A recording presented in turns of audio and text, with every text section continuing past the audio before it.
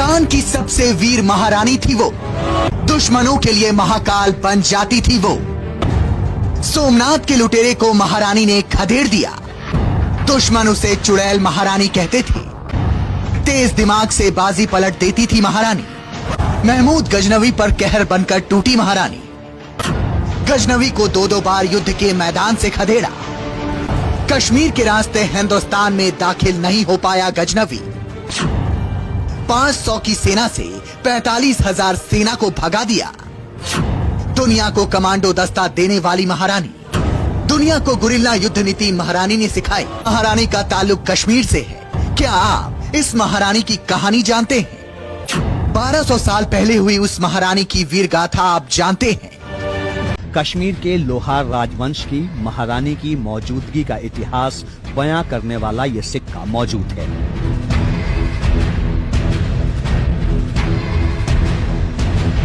इस सिक्के पर 10वीं सदी में कश्मीर की महारानी दिद्दा के प्रताप का जिक्र है।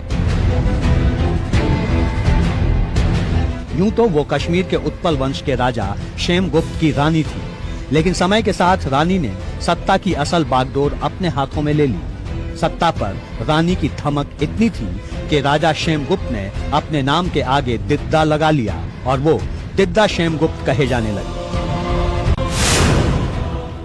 958 ईस्वी में पति की मृत्यु के बाद महारानी दिद्दा ने राजकाज संभाला। उस समय उनके बेटे की उम्र सिर्फ 13 साल थी और वो साम्राज्य संभालने के लायक नहीं था। सत्ता संभालते ही महारानी ने भ्रष्ट मंत्रियों को कुचल डाला। कश्मीर पर लिखी गई कलहन की राजतरंगिनी में दिद्दा का वर्णन है। 958 ईस्वी में महाराजा की मौत के बाद दिद्दा पर सती होने का दबाव था, लेकिन चालाक दिद्दा ने 13 साल के बेटे अभिमन्यु को गद्दी नशीन कर दिया। दिद्दा की प्रभुसत्ता को राजवंश के प्रधानमंत्री ने चुनौती दी तो उसे पुंछ भागने पर मजबूर होना पड़ा। फिर क्षेमगुप्त के भांजों ने दिद्दा से राजवंश छीनना चाहा और दोनों पक्षों में समझौते की बात बनी। समझौते के दौरान दिद्दा ने विरोधी गुट में रिश्वत बांटकर फूट डलवा दी और बाकी विरोधी सेना को कुचल दिया।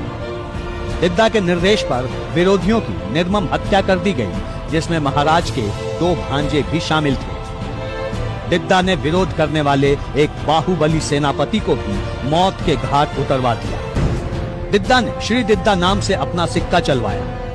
दिद्दा ने कश्मीर पर 45 बरस तक राज किया।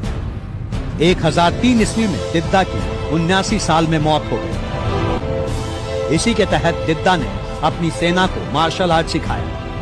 इसके अलावा सेना को गुरिल्ला युद्ध नीति भी बताई। दिद्दा की सेना किसी कमांडो दस्ते की तरह दुश्मनों पर हमले करती थी। महारानी दिद्दा मौजूदा 9वीं सदी के हरियाणा पंजाब के लोहार राजवंश की राजकुमारी थी। वो बेहद खूबसूरत तो थी, लेकिन बचपन से दिव्यांग थी, जिस कारण माता पिता ने उन्हें त्याग दिया। एक बार शिकार के समय कश्मीर के राजा क्षेमगुप्त की दिद्दा पर नजर पड़ गई और उन्होंने उससे शादी कर ली। लेकिन इतिहास में दिद्दा इस कहानी की वजह से नहीं जानी जाती। ये दुश्मनों के लिए दिद्दा के क्रूर और काल बनने का तरीका है, जो उन्हें वीरांगना के रूप में दर्शाता है।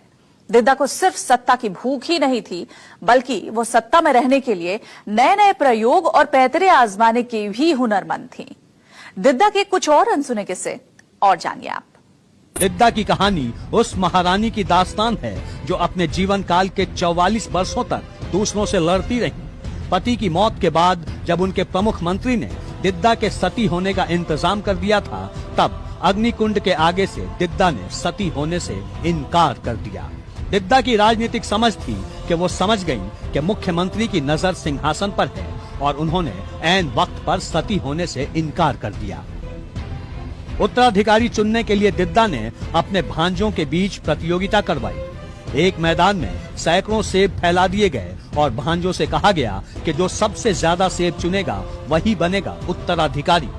अधिक सेब चुनने के चक्कर में सभी भांजे आपस में लड़ने लगे, लेकिन सबकी लड़ाई का फायदा उठाकर भांजे समग्र राज ने सबसे अधिक सेब चुन लिए। दिद्दा ने अपना उत्तराधिकारी समग्र राज को नियुक्त कर दिया। समग्र राज के साथ ही कश्मीर में लोहार वंश का शासन शुरू हुआ। उसके समय सबसे बड़ी चुनौती कश्मीर के अस्तित्व को बचाने की खड़ी हुई। 1015 ईस्वी में गजनी के शासक महमूद गजनबी की सेना ने कश्मीर पर आक्रमण कर दिया। इसके बाद 1023 ईस्वी में गजनबी ने दोबारा कश्मीर पर आक्रमण किया। दोनों बार समग्र राज की सेना ने गजनबी की 45,000 सैनिकों की फौज को खदेड़ दिया। कहा जाता है कि उस समय समग्र राज की सेना में सिर्फ 500 सैनिक थे। 13वीं सदी तक कश्मीर में लोहार वंश का शासन रहा।